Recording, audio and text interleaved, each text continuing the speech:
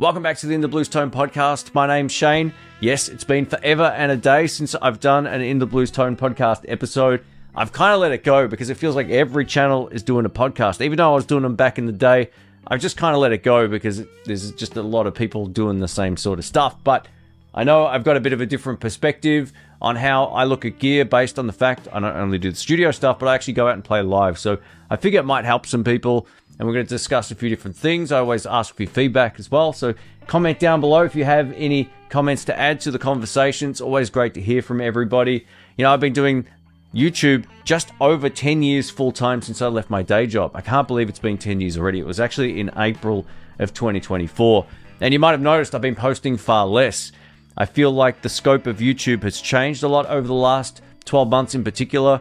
It feels like, with the exception of some channels that talk about really great musical concepts, it sort of doesn't really feel that interesting to me, and it's sort of impacted my own output in terms of what I want to produce. I actually needed some time to really think about what is it I want to do with my YouTube channel.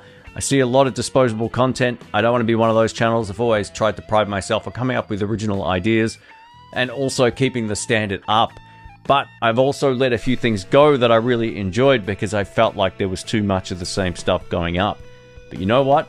I'm going to make this a whole lot more fun for me personally, and I hope you're still around for the ride. So I'm going to start doing more chats to cameras like this. We're still going to do the gear review videos, but I'm very selective in what I showcase on the channel. I don't want to showcase everything under the sun.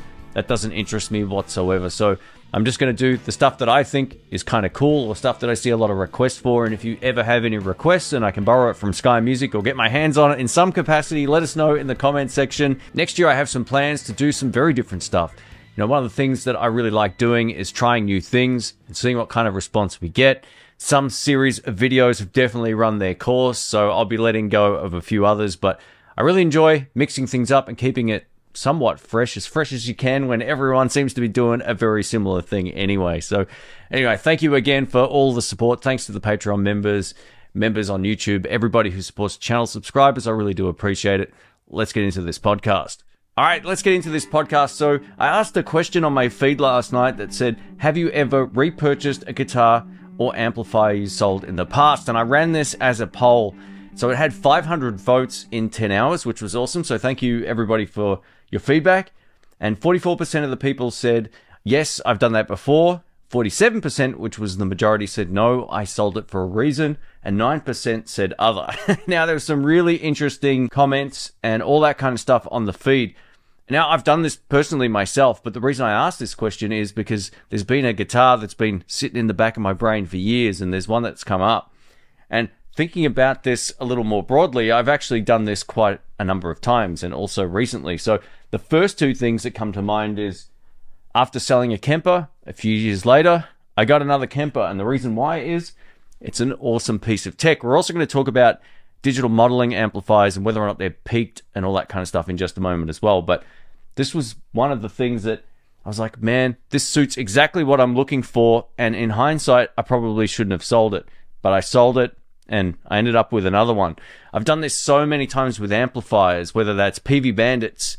You know, the Fender Blues Deluxe is a huge one. I ended up buying a Fender Blues Deluxe. I had it for 8 or 9 years or however long I had it. I sold it. About a month later, I bought it again. Not the same one that I sold, but I just got another one off the, you know, from a guitar shop, loaded my favorite speaker in there, and I was good to go. So I've done this a number of different times, and it kind of brings me to what I'm thinking about right now, because every time you sell something, and this was mentioned in the comments, there's usually a reason. You go, I sold it because of this. I almost think it's worth having a spreadsheet of the reasons why you sell something at the time, because this has gotten to the point now in my head where I'm almost about to pull the trigger on an electric guitar that's a lefty. It's a Fender Strat that I had many years ago. You might remember it. It's the Fender Deluxe 50th anniversary Stratocaster in two-tone sunburst. And this was loaded with the noiseless pickups. And there's one that's in the US that they shipped to Australia. And I was like, man, it's used, but it's basically brand new condition and it looks amazing. Now, there's plenty of reasons why I sold that guitar. One, I thought the neck was too thin at the time. The guitar was a little bit on the heavy side for a Strat. It just did weigh quite a bit. And thirdly, it had noiseless pickups that at the time I didn't think sounded that great. Now, I was also comparing them directly up against other noiseless pickups that I had, or other single coils in other Strats, and I thought, man, I don't really like the sound of this compared to the other guitars in my collection. So I ended up moving it on. Only, in hindsight, 10 years later, I don't really care too much about neck shape. I can play pretty much any guitar that's thrown my way. If it's a lefty, of course, whether the neck's thin and wide or thin and small, it doesn't matter. The flat fretboard radius or whatever, it's all the same to me now. I couldn't care less. If a guitar feels great to play, it is good. And that's kind of what I'm thinking about now. So had I have kept that guitar, I probably would have eventually enjoyed playing it more based on the fact I've got more experience behind me than I had when I sold it off. Looking back at my amplifier collection at the time, I had a gold Fender Blues Junior. I was going through this small amp phase. I think that kind of ruined that guitar's experience for me. I've played guitars with very similar pickups since then, and I've been able to get a really rockin' tone to the point where I was like, man, these pickups actually sound pretty great, and because my tone and playing has evolved since back then. So I'm almost talking myself into buying it. So I'm very optimistic that if I pull the trigger on this, that I will enjoy it, hopefully more than I did back in the day. But this is the risk that you run, right? Like every time you think about buying something you've owned in the past, it's hard to do.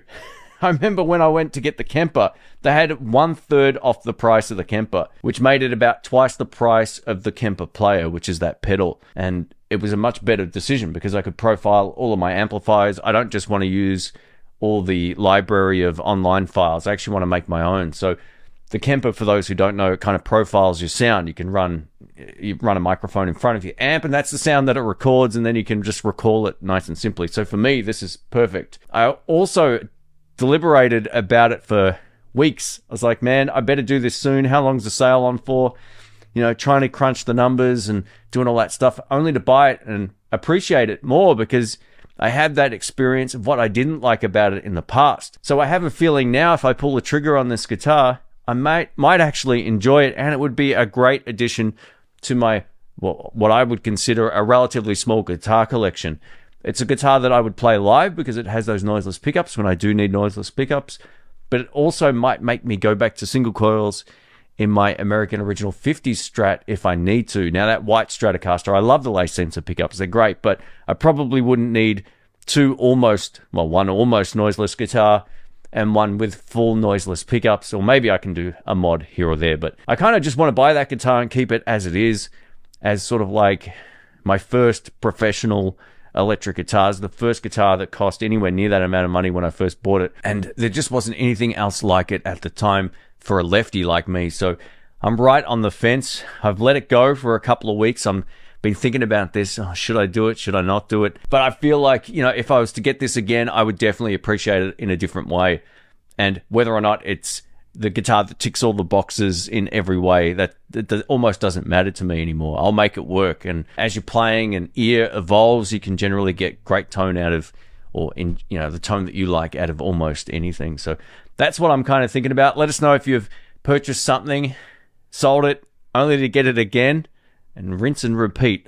I know I've done it quite a few times, and that's just the tip of the iceberg with some of the stuff that I've talked about in this video. But yeah, I'm really close to being pushed over the edge with this, and yeah, we'll see what happens. Anyway, let us know if I'm stupid for rebuying something that I've owned in the past, but at the end of the day, I really want it.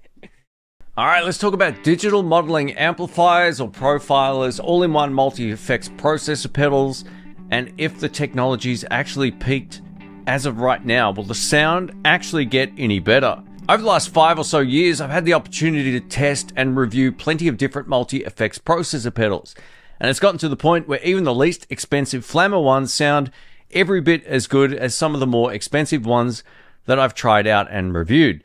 So it got me thinking, is there going to be a huge difference in the next 5 years or the next 5 years after that?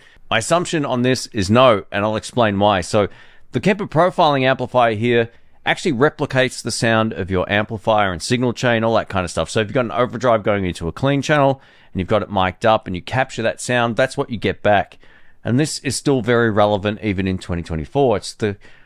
It's basically 12-year-old technology that still does everything you need it to do in most scenarios. Now, there's going to be some people that say, oh, I can't do, 35 different effects in a chain. Okay, fair enough, it can't do that. But most people who just want a very simple signal chain, or if you even want to get a little bit more in depth with it, this will still do the job.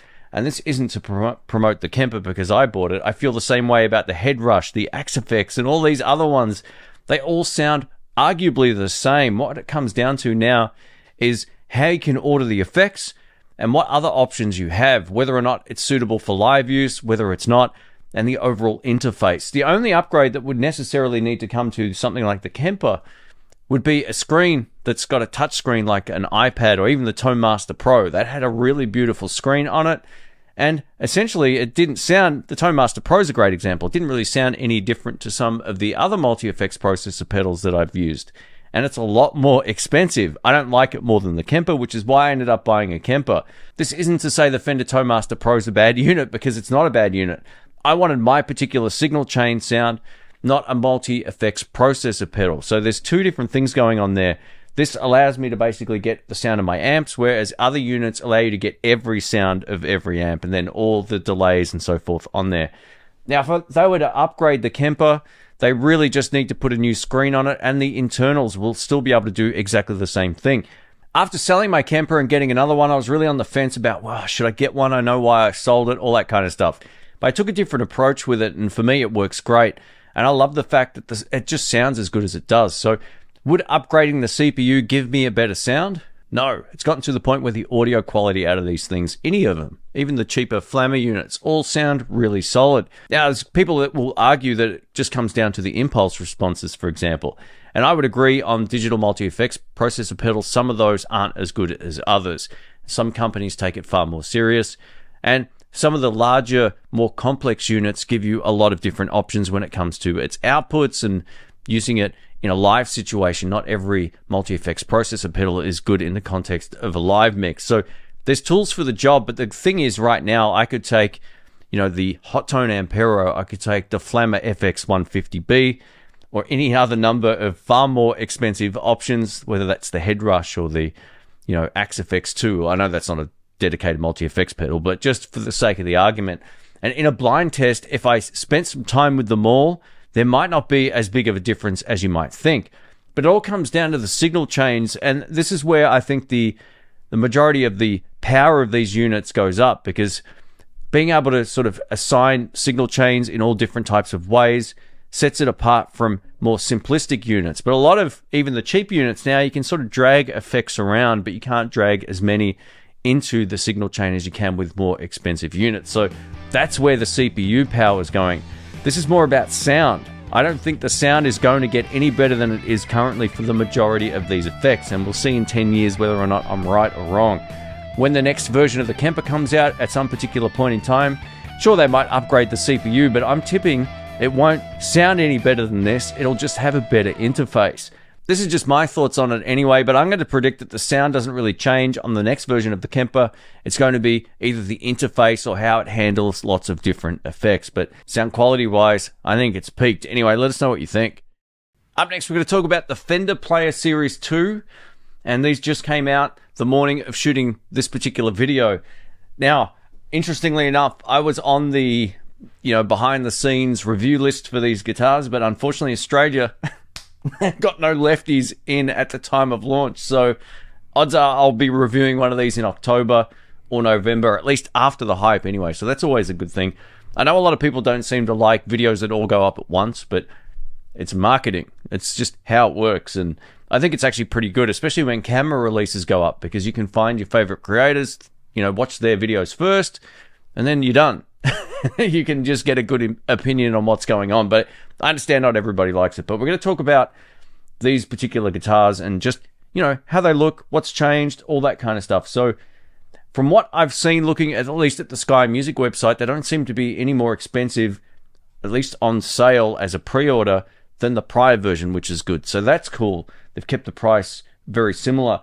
Now, the retail price in other areas might go up, it might go down, or never go down actually when it comes to Fender. But yeah, it might be different. So I'm just looking at what I've seen looking online here. There's 3 notable upgrades on this particular series of guitars. The first is we get the rolled fretboard edges or fingerboard edges. I think this is a really great move. It makes the guitar feel more premium under the fingers. I first remember testing this out, or I noticed a huge difference on the American Pro 2 Stratocaster and Telecasters that they released.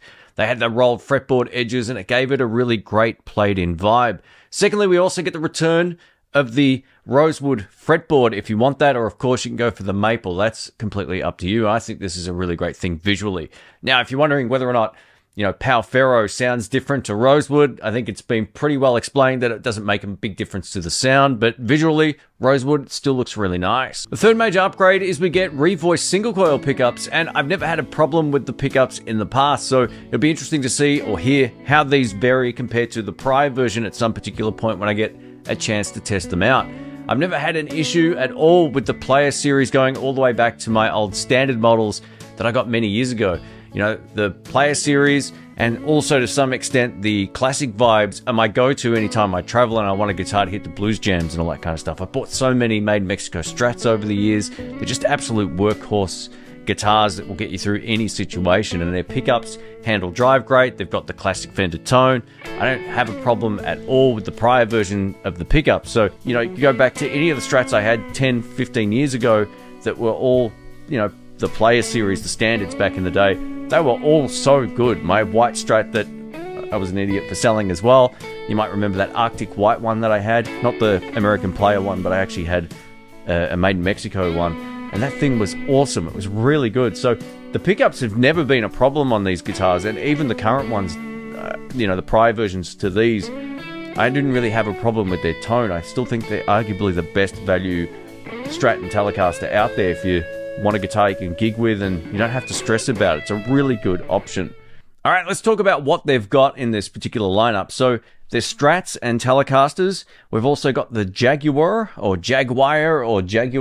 you want to say that. There's a couple of different basses as well. We get a Jazz and a PJ bass, which is awesome. Is that a PJ bass? It is. Yeah, so you get the P bass and the Jazz bass pickup, which is always a good option. If you go down here, we've got our Jazzmaster Mustang. They brought back the Mustang. Very cool. Notice the scale size difference here between the Mustang and the rest of the guitars. So, yeah, a very different instrument in the hand. And we've got all of the different colors here, which I think is great. And there's also Strats with humbuckers. If you're looking for a Strat with a humbucker in the bridge, you've got it. And the benefit of that is it gives you almost a noiseless guitar. You got your bridge pickup, which is a humbucker.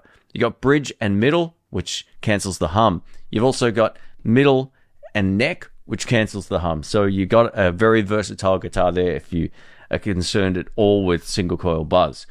Now, one of the things I've never been a huge fan of when it comes to this particular range of guitars is this color right here, the Player 2 in the aged Cherry Burst Stratocaster. I think this finish looks a little bit cheap. The rest of the guitars look fine, but this one in particular I've never been a huge fan of. But that's just me. Everyone likes different stuff.